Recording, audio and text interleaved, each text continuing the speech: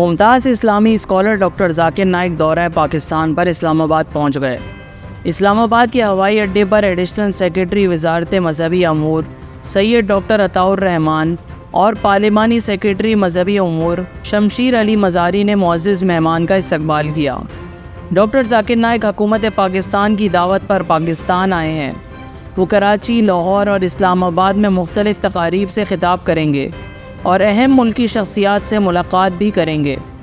Doctor Zakir Naik نے پاکستان آنے کا اعلان چند روز قبل اپنے سوشل میڈیا اکاؤنٹ کے ذریعے کیا تھا، جس میں انہوں نے بتایا تھا کہ حکومت پاکستان کی دعوت پر میں اور شیخ فاروق نائک دورہ پاکستان کریں گے۔